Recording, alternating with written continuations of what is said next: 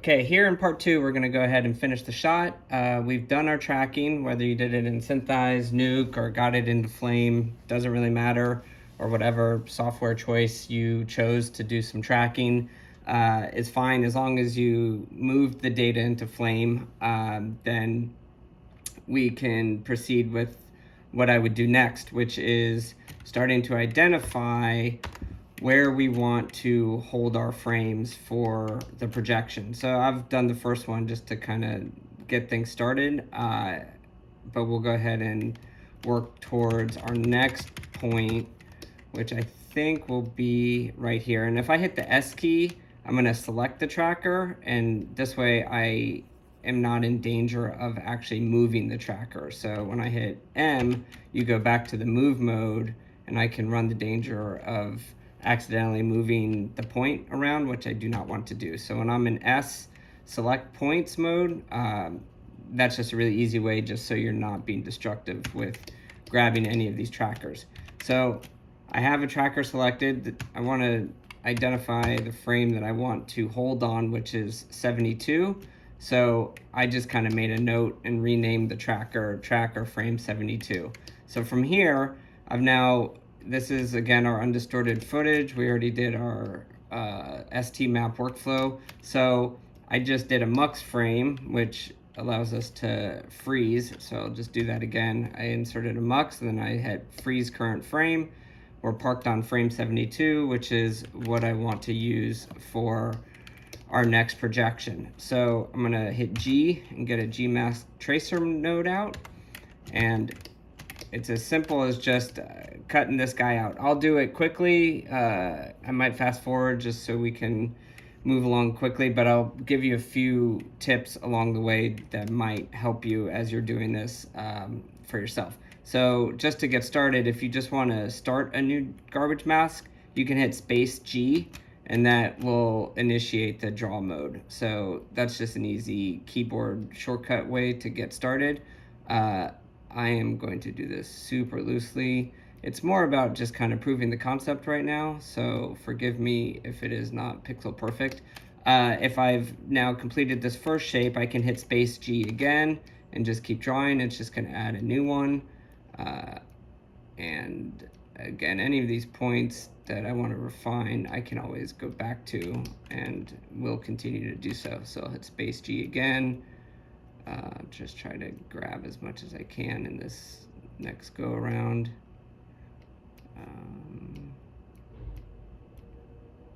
And when we get to the wheel, I'll kind of give a couple more little insights, and then I will fast forward. So in the wheel, again, just space G. I mean, I could set a circle or something like that, but I'm just going to use these 4 points. And then if I hit the G key and hold down on a point, you'll see that the handles begin to change a little bit, and that's just giving me a little bit more control. I think you'll see it, and let's see, in the way that I guess it doesn't, in the way that it kind of auto tangents, but this way it is just giving me a little bit more flexibility. And then I'll just continue to draw shapes. So here's space G again, and drawing. And again, if I hit G, it's just helping me kind of smooth this out a little bit. And now what I need to do is, because this is all one alpha, I need to subtract this one out. So in this particular case, I could do a 2 minus 1, but now you see that this layer has also been subtracted. So I'll just bring that up, and we have our cutout. There's quite a few ways to do that, but that just happened to work the best in this situation. So now we'll draw another one. And the inside circle with the wheel. Because I do know that I want it cut out, I'll just do that now.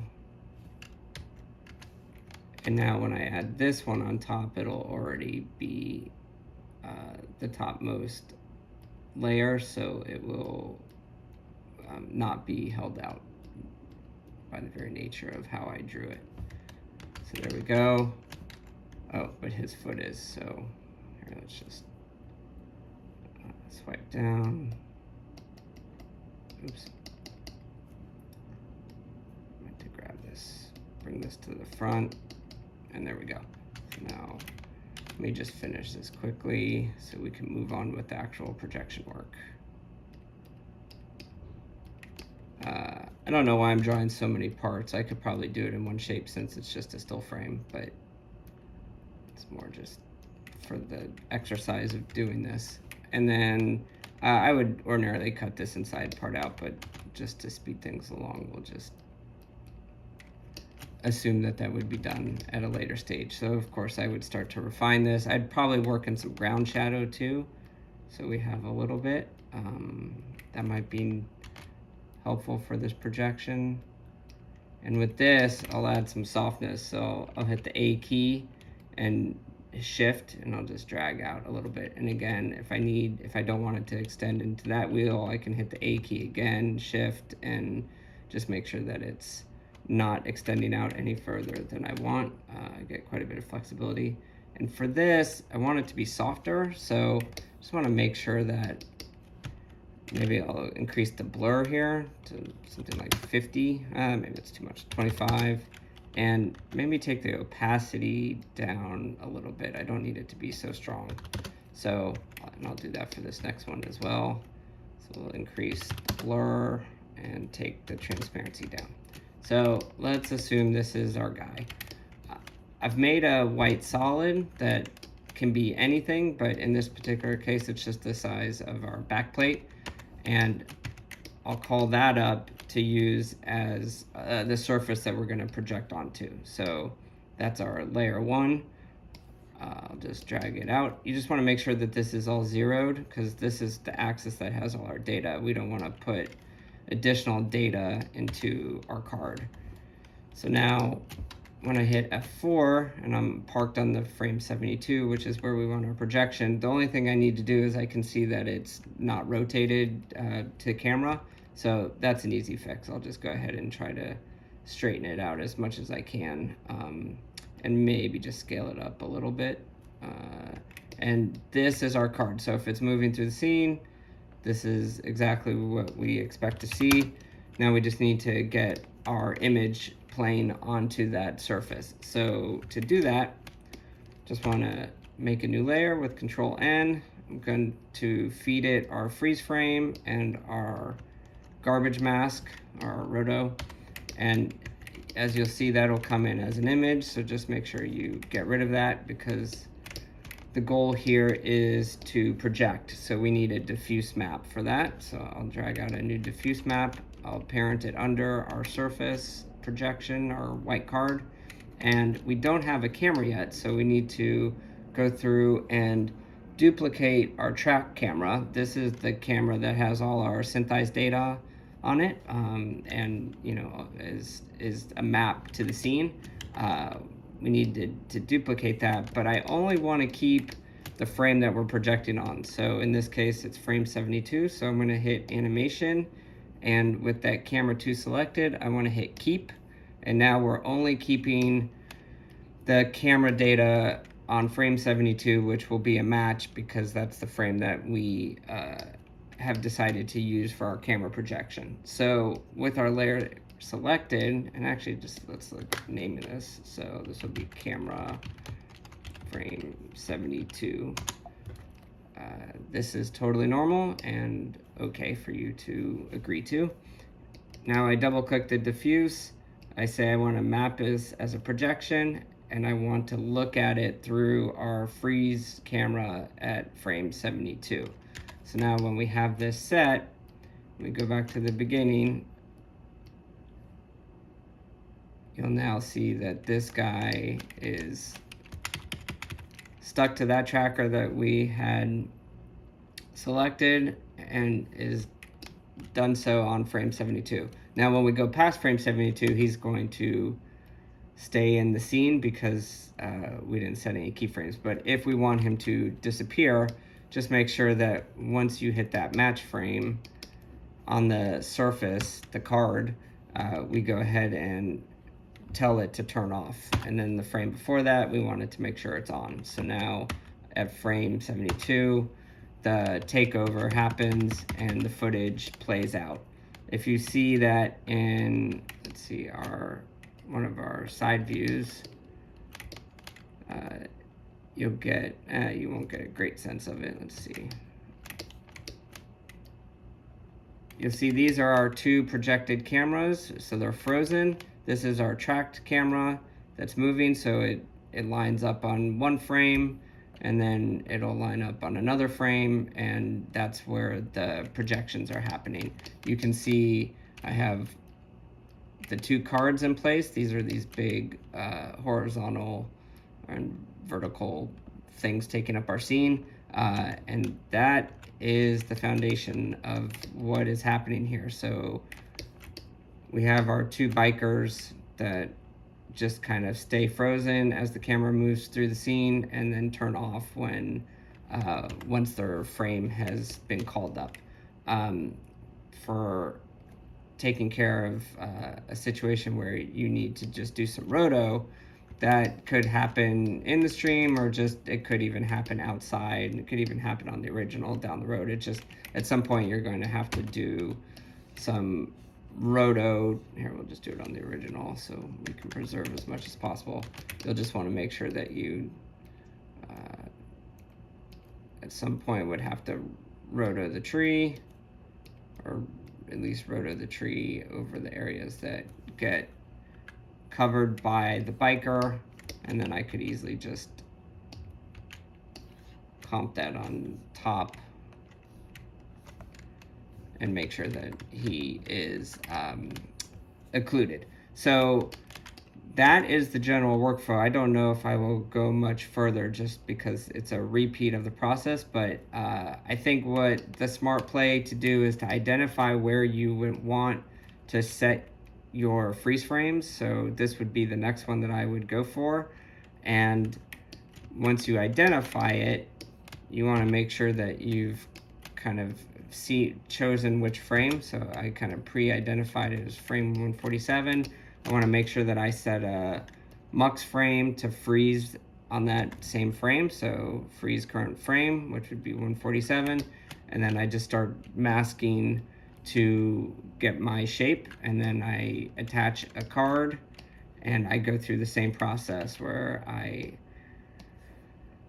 see I have my card parented. I am going to end up rotating it a little bit, and in this case, and then when I'm done, I need to duplicate the camera. Oops.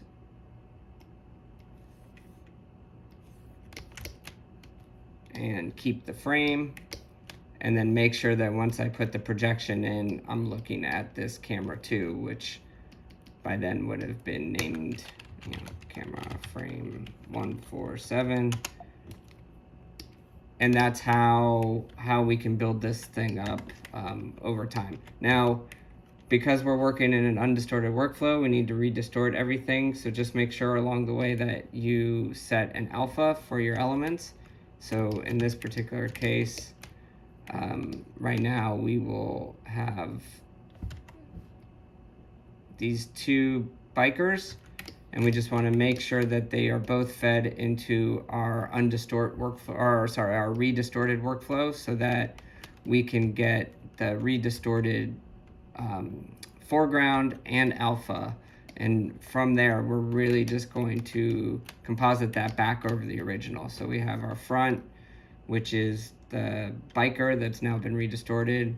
We have the original back, so we're trying to preserve as much resolution as we can without any filtering hits, because we haven't altered any of this and want to use it as it was shot. And then we have our new alpha.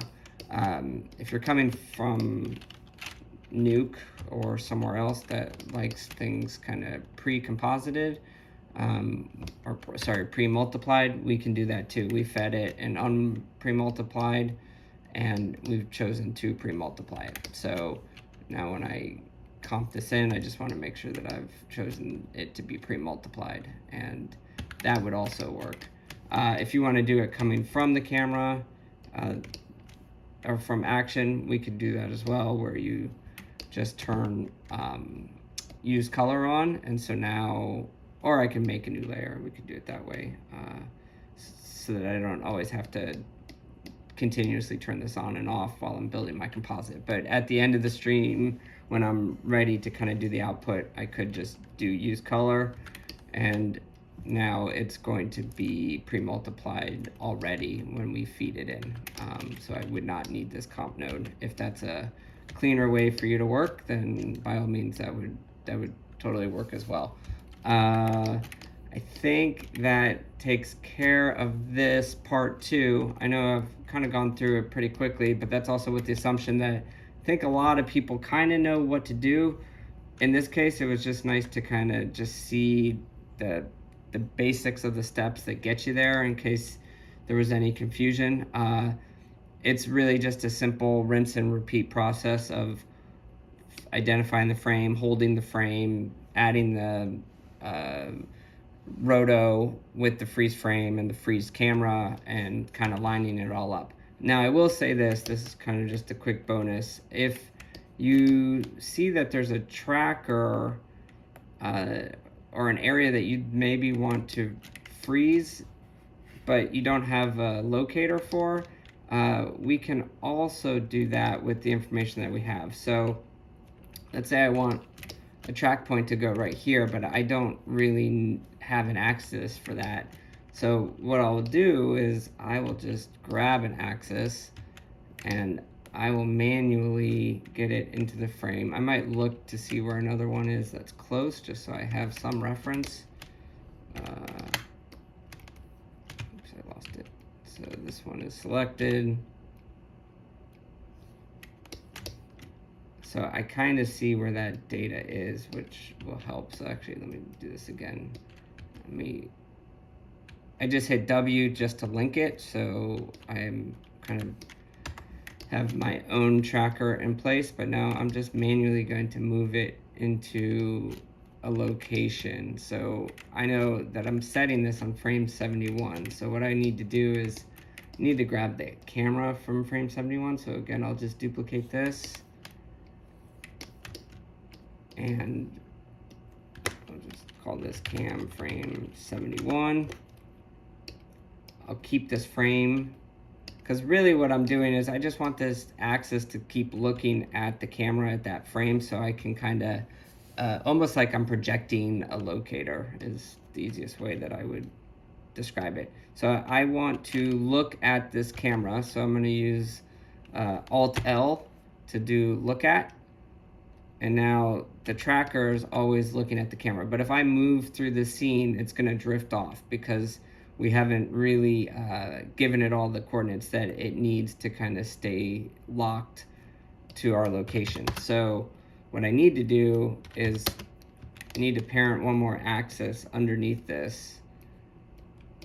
And on this one, we're gonna control, usually it's just Z, but it might be different because of how we've built this. Let's see. Nope, it seems pretty good. So let's see it come on the frame. So all I did was move the Z variable, the Z location, and that now, and let me hide the top one because that's a little confusing. So this really is our new locator.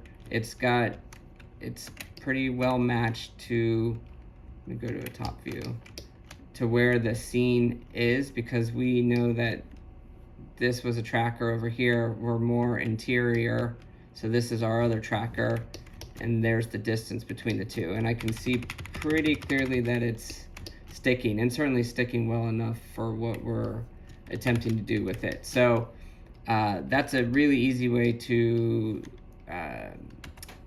give yourself a locator in an area that didn't have one previously. So as long as you have enough markers around to kind of help guide you a little bit, you can pretty much set an axis anywhere. You will need something that you can kind of lock onto, because you need to be able to see it over the course of various frames. So if I just grab a dirt patch, that might be hard because I won't exactly know where it is from one frame to another. But in this particular case, it's pretty identifiable to see the boundary. So I could track it over the course of a few frames to see if it's sticking in its location. Anyway, that is going to do it for me today. Thank you so much for watching, and I will talk to you guys soon. Bye.